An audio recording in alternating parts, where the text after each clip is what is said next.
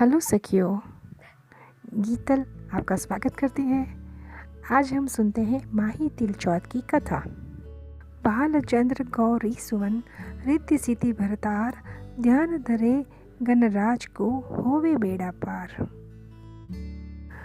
जब पार्वती माता ने गणेश जी से पूछा कि हे पुत्र, माघपति चौथ के व्रत का विधि विधान क्या है, तो गणेश जी क्या कहते हैं कि इस चौथ को तिल चौथ के नाम से भी पुकारते हैं। कारण इस दिन पूजा में गणेश जी व चौथ माता की तिलकुटे का भी भोग लगाया जाता है और इस महीने में बालचंद्र गणेश जी का पूजन किया जाता है। चलिए सखियों, मेरे साथ ये व्रत करने वाली मेरी बहनों माताएं, अब हम कथा सुनते हैं। किसी गांव में एक सेठ रहता था। उसकी कोई भी संतान नहीं थी। सेठानी इससे बहुत दुखी रहती थी। एक बार उसने पड़ोसियों की स्त्रियों को गणेश चौथ का व्रत करते हुए देखा, तो उनसे पूछा कि आप जिस व्रत को कर रही हो वो किसका व्रत है और इसके करने से क्या होता है। तो औरतें बोली कि ये चौथ माता का व्रत है और इसके करने से अन्न धन पुत्र एवं सुहाग आदि सब कुछ प्राप्त होता है। तब तो सेठानी बोली कि यदि मैं नहाई होती रह जाऊं तो चौथ माता का व्रत करके 1.25 किलो के तिलकुट्टे का भोग लगाऊं। बाद में वो नहाई होती रह गई पर भोग नहीं लगाया तथा बोली कि हे चौथ माता, यदि मेरा पुत्र पैदा हो जावे तो मैं 1.25 और 1.25 दोनों मिलाकर 2.5 किलो तिलकुट्टे का तेरे भोग धरूंगी। गणेश व चौथ माता की कृपा से उसके पुत्र भी हो गया, पर उसने तिलकुट्टा नहीं चढ़ाया। फिर जब वह लड़का बड़ा हो गया तब सेठानी बोली, हे चौथ माता, यदि इसका विवाह मंड जावे तो मैं तेरे 5.25 किलो तिलकुटे का भोग धरूंगी। गणेश और चौथ माता की कृपा से उसकी सगाई होकर ब्याह भी मंड गया, पर उसने तिलकुटा नहीं चढ़ाया तो चौथ माता उस पर कुपित हो गई। जब उस लड़के की बारात चढ़कर उसके फेरे पड़ने लगे और अभी 3 ही फेरे खाए थे कि चौथ माता गरजती गुर्राती बिजली की तरह आई और उस लड़के का अपहरण करके ले गई और गांव के बाहर एक पीपल के पेड़ पर ले जाकर बिठा दिया। सब लोग हक्के बक्के रह गए, वर कहाँ चला गया।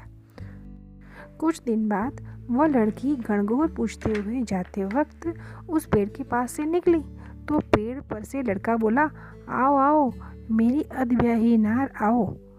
वह भागी हुई घर गई और माता से सब समाचार कहे तो सब घरवाले वहाँ जा पहुँचे और देखा कि यह तो वही दूल्हा है और उसी भेष में पीपल पर बैठा है। तो पूछा कि तुम यहाँ क्यों बैठे हो। तो वो बोला, मैं तो यहाँ चौथ माता की गिरवी पड़ा हूँ। मेरी माता से जाकर कहो कि वह बोले हुए सारे तिलकुटे चढ़ाकर मुझे छुड़ाकर ले जावे। तब तो लड़की की माँ ने लड़के की माँ के पास जाकर सारा हाल बताया और तब दोनों ने 1.25 मण तिलकुट्टे चढ़ाकर चौथ माता का व्रत और पूजन किया और क्षमा मांगी। तो चौथ माता फिर बिजली के झपके की तरह उसे वहाँ से उठाकर फिर वहीं फेरों के स्थान पर लाके बिठा दिया और वहाँ उसका चौथा फेरा होकर वर वधू सकुशल घर पहुँचे तथा चौथ माता की कृपा से सब तरह से अमन चैन हुआ। जय चौथ माता। सखियों, आपको पता ही है कि चौथ माता के व्रत की कहानी के बाद हम विनायक जी की कहानी सुनते हैं। तो चलिए हम सुनते हैं विनायक जी की कहानी। एक गांव में एक ब्राह्मण ब्राह्मणी रहते थे। ब्राह्मण बड़ा ही गणेश भक्त था। उसने अपने घर में अलमारी में ही गणेश जी की मूर्ति को विराजमान कर रखा था। वह रोजाना स्नान करके गणेश पूजन करता और घंटों बैठकर गणेश पुराण का पाठ करता और ध्यान में लगा रहता और आरती के समय झालर घंटी आदि बजाकर स्तुति भी करता था। घर बहुत छोटा था और यही एक कमरा था जिसमें ब्राह्मणी भी बैठी रहती और अपना कामकाज करती रहती। ब्राह्मण की रोज रोज की इस सेवा पूजा से ब्राह्मणी के हर काम में विघ्न पड़ता, इसलिए वह रोजाना अपने पति से लड़ती झगड़ती रहती थी, परंतु ब्राह्मण उसकी एक भी नहीं सुनता था। अंत में ब्राह्मणी ने सोचा कि मैं इनकी मूर्ति को ही गायब कर देती हूँ, देखे ये फिर पूजा पाठ यहाँ किसके सामने बैठकर करते हैं। और उसने वहाँ से उस मूर्ति को उठाकर कमरे के कोने में रखकर उसे एक कपड़े से ढक दिया। ब्राह्मण महाराज इस समय स्नान करने गए हुए थे। स्नान करके आते ही वह गणेश जी के स्थान पर गए और वहाँ टोकरी बजाकर पर्दा उठाया तो देखा कि मूर्ति ही नदारद है। और वह अपनी स्त्री पर चिल्लाया, मूर्ति कहाँ है?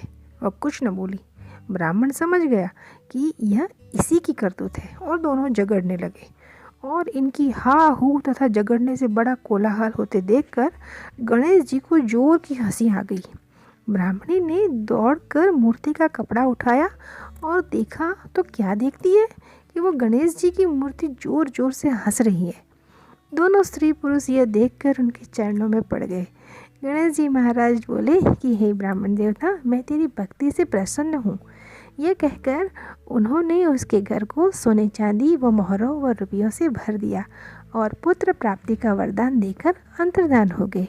ब्राह्मण देवता ने उस धन से बड़ा अच्छा भवन बनाया और पास में ही गणेश जी का मंदिर भी बनवा लिया।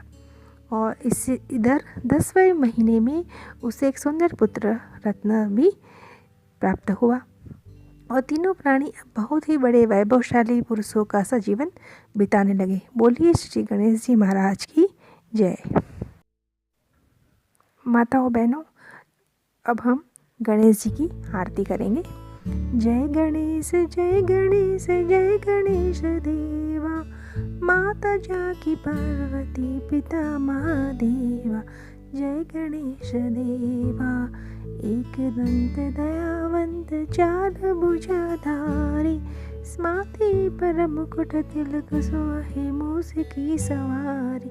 जय गणेश देवा, अंधन को आँख देत कोढ़िन को काया, आंजन को पुत्र देत निर्धन को माया। जय गणेश देवा, पान चढ़े फूल चढ़े और चढ़े मेवा, सोनदास शरण आए सफल कीजे सेवा। जय गणेश देवा, जय गणेश जय गणेश जय गणेश देवा, माता जाकी पार्वती पिता महादेवा। जय गणेश देवा। बोलो श्री गणेश जी महाराज की जय, चौथ माता की जय। सखियों, आशा करती हूँ कि मेरे द्वारा सुनाई हुई ये कहानी आपको अच्छी लगी होगी। और प्लीज़ अच्छी लगी हो तो मेरे चैनल को सब्सक्राइब करिए and please like and share. मिलती हूँ एक नए वीडियो के साथ, तब तक bye bye and take care. Jai Chauth माता, जय गणेशा।